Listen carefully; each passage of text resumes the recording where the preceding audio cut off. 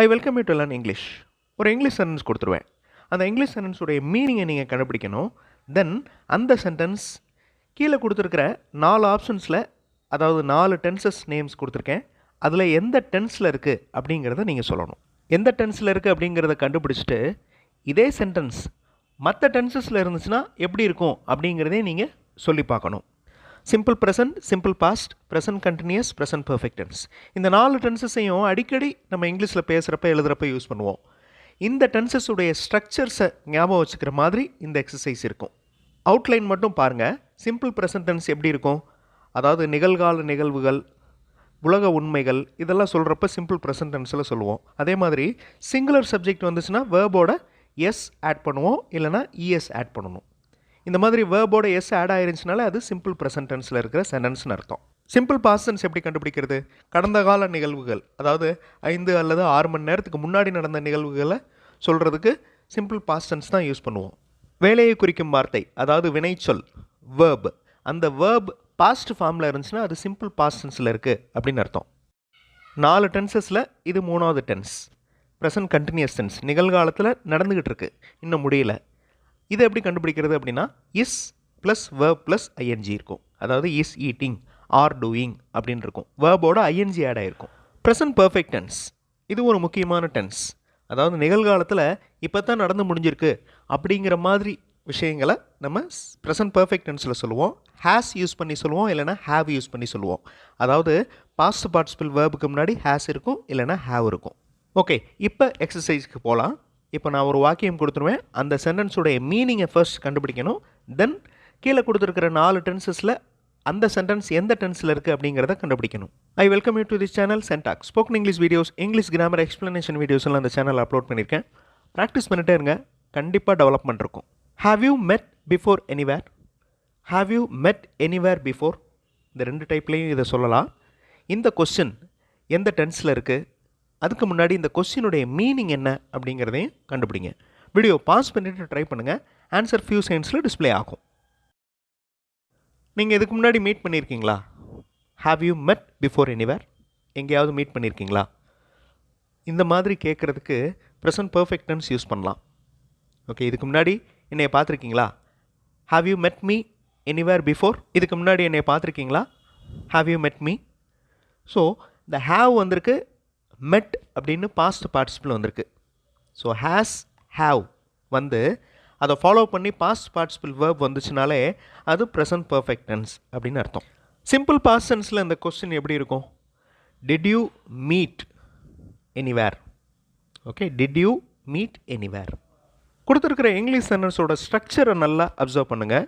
அதாவது அந்த டென்ஸுடைய ஸ்ட்ரக்சர், அது எந்த டென்ஸில் இருக்கோ அந்த டென்ஸுடைய ஸ்ட்ரக்சரை நல்லா மனப்பாடம் பண்ணிக்கணும். அந்த மாதிரி சிச்சுவேஷன் வர்றப்ப அந்த டென்ஸ் அப்ளை பண்ணணும். எப்போவுமே லேர்ன் பண்ணிவிட்டு அதை அப்ளை பண்ணணும். That is very important. The movie was not very much interesting. இந்த சென்டென்ஸுடைய மீனிங் ஃபஸ்ட்டு கண்டுபிடிங்க. தென் இந்த சென்டென்ஸ் எந்த டென்ஸில் இருக்குது அப்படிங்கிறத கண்டுபிடிங்க. வீடியோ பாஸ் பண்ணிவிட்டு யோசிங்க. ஆன்சர் ஃபியூ செகண்ட்ஸில் டிஸ்பிளே ஆகும். The movie was not very much interesting. அந்த படம் மிகுந்த ஆர்வமாக இல்லாமல் இருந்தது. Okay, was not very much interesting, simple past tense. இங்கே இன்ட்ரெஸ்டிங் அப்படிங்கிறது அட்ஜெக்டிவ். வாஸ் அப்படிங்கிற வார்த்தையை வச்சு இந்த சென்டென்ஸ் சிம்பிள் பாஸ்ட் டென்ஸில் இருக்குது அப்படிங்கிறத கண்டுபிடிக்கலாம். Okay, the movie is not very much interesting. அந்த இஸ் அப்படின்னு இருந்துச்சுன்னா அது simple present tense. Now look at this sentence. They laughed loudly. இந்த வாக்கியம் என்ன டென்ஸில் இருக்குது, அதுக்கு முன்னாடி இந்த வாக்கியத்தின் மீனிங், அர்த்தம் என்ன? வீடியோ பாஸ் பண்ணிவிட்டு ஆன்சர் கண்டுபிடிங்க. ஆன்சர் ஃபியூ செகண்ட்ஸில் டிஸ்பிளே ஆகும். They laughed loudly. அவர்கள் சத்தமாக சிரித்தனர். லாஃப்டு, இது லாஃப் அப்படிங்கிற வார்த்தையின் பாஸ்ட் ஃபார்ம். அதாவது சிம்பிள் ப்ரெசன்ட் டென்ஸில் லாஃப், பாஸ்ட் டென்ஸில் லாஃப்டு. ஸோ இதை வச்சு தான் இந்த சென்டென்ஸ் சிம்பிள் பாஸ்ட் டென்ஸில் இருக்குது அப்படின்னு கண்டுபிடிக்கலாம். சிம்பிள் ப்ரெசன்ட் டென்ஸில் சொல்லணும் அப்படின்னா எப்படி சொல்லணும்? தே லாஃப் லவுட்லி அப்படின்னு சொல்லணும். ப்ரெசன்ட் கண்டினியூஸ் டென்ஸில் சொல்லணும்னா தே ஆர் லாஃபிங் லவுட்லி. அதே மாதிரி ப்ரெசன்ட் பர்ஃபெக்ட் டென்ஸில் தே ஹாவ் லாஃப்டு லவுட்லி. இந்த மாதிரி ஒவ்வொரு டென்ஸுக்கும் மாடல் சென்டென்சஸ் இன்னொரு சேனல் சென்டாக்ஸ் ப்ளஸில் கொடுத்துருக்கேன். அந்த மாதிரி மாடல் சென்டென்சஸ் பார்த்தும் இங்கிலீஷில் பேசுகிறதுக்கு எழுதுறதுக்கு ப்ராக்டிஸ் பண்ணலாம்.